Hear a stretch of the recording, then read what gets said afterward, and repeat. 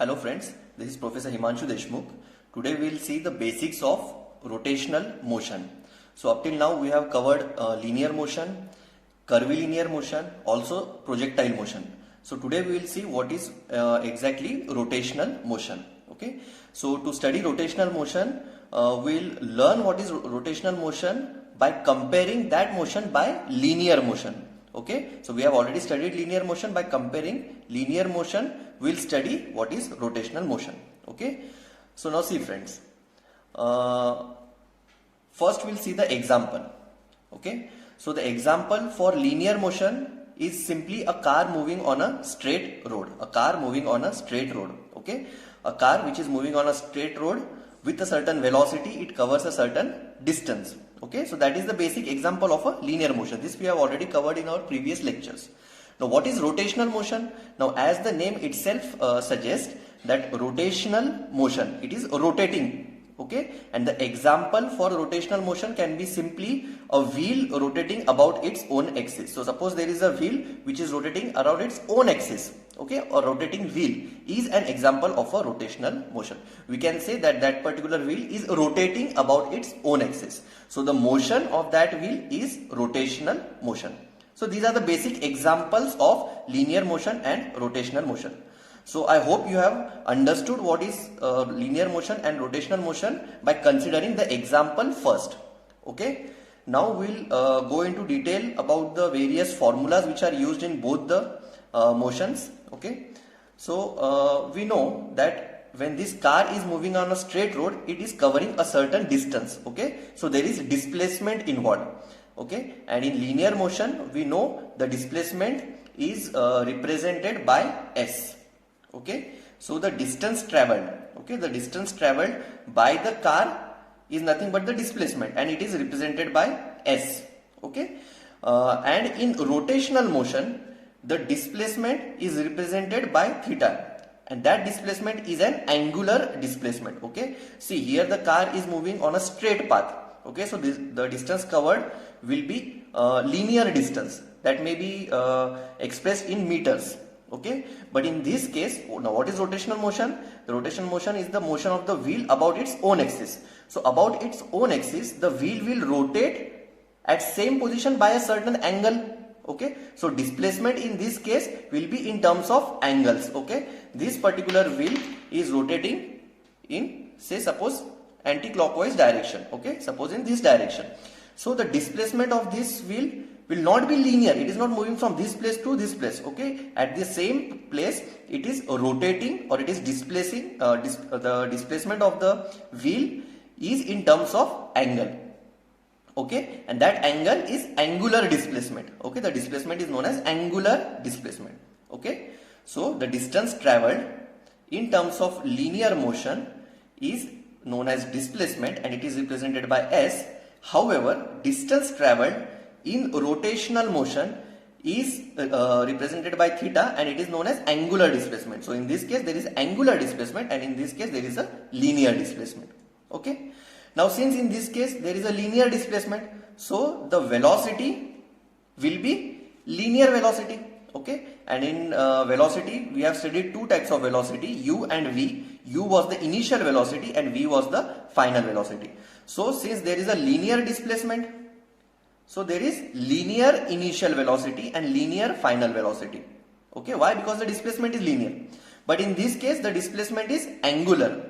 Okay, so the velocity will be angular velocities. Okay, so here it is represented by u, which is initial velocity. So in rotational motion, that u is replaced by omega naught.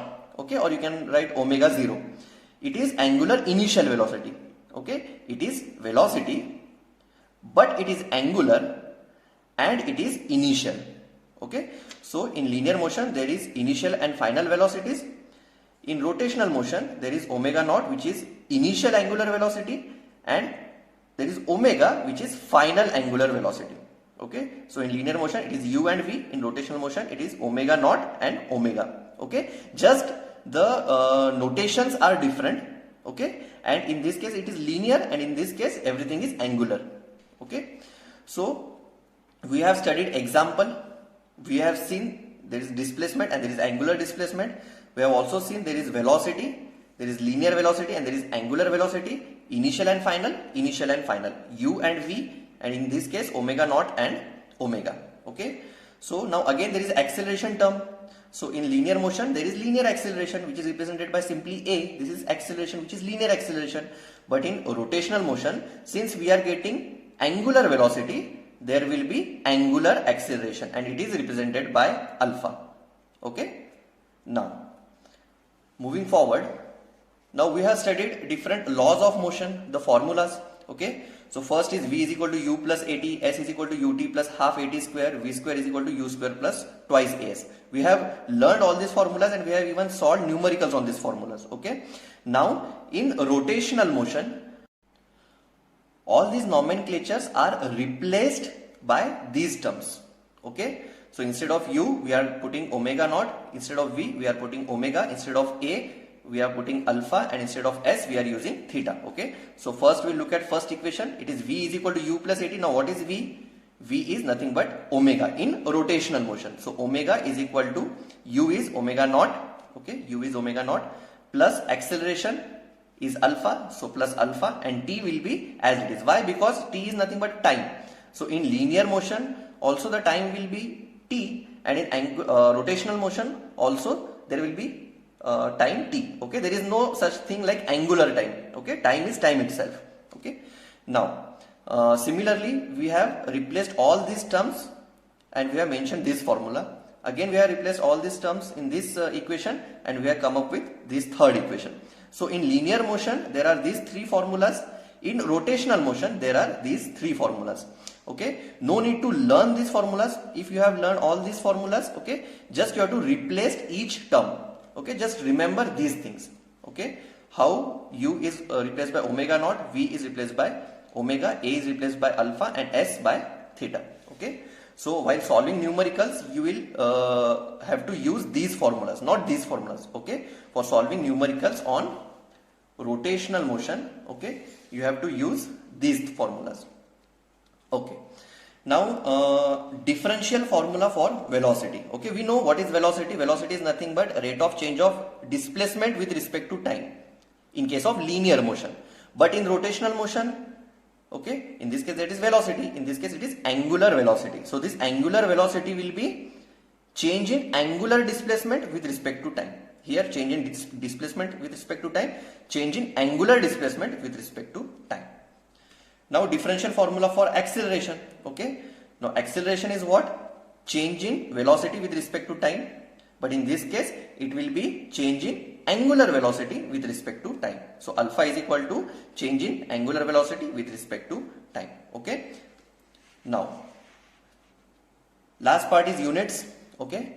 So in linear motion, initial and final velocities are represented or the units which are used for representing velocity is meter per second.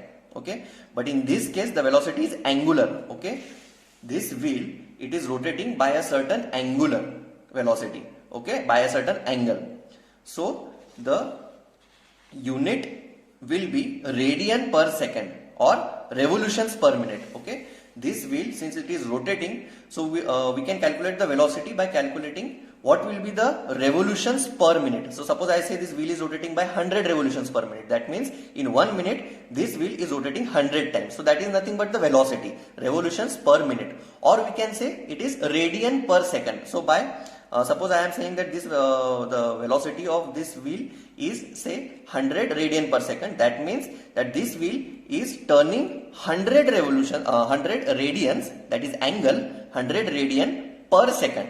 Okay, so that is the unit for velocity. So remember this unit, this is very important. Okay, so the velocity may be represented in radian per second or RPM. Okay, and since there are two units, you need to understand the conversion. Okay, so 1 revolution per minute or 1 RPM is equal to 2 pi upon 60 radian per second. Okay, you have to remember this. This is very important while solving numericals. Okay. Many times the velocity is given in RPM and you have to convert it into radian per second. So okay, so for converting you have to multiply by 2 pi upon 60. Okay. Now in this case it is acceleration. We know what is the unit for acceleration. It is meter per second square. Okay, it is not meter per second, it is meter per second square. Okay, and in this case instead of acceleration it is angular acceleration, which is represented by alpha, and unit will be, here it is meter per second square, here it is radian per second square. So if you see, the meter is replaced by radian. Okay, so meter per second square, it is radian per second square. Okay, and displacement is meter, and in this case it is angular displacement, which is radian or revolution. Okay, and again one revolution is equal to 2 pi radian, right? See, one revolution of wheel, that means the wheel is rotating by 360 degree, and what is 360 degree? It is 2 pi. So that is why it is given that one revolution is equal to 2 pi. Okay, so the things which I have marked with red color, these three formulas, okay, and these two conversions, okay, these are the important things which you will require for solving problems. Okay, so this is the basics of rotational motion. Okay, we have seen rotational motion by comparing it with linear motion. Okay, it is just a linear motion but in rotational manner. Okay, you can understand by that concept.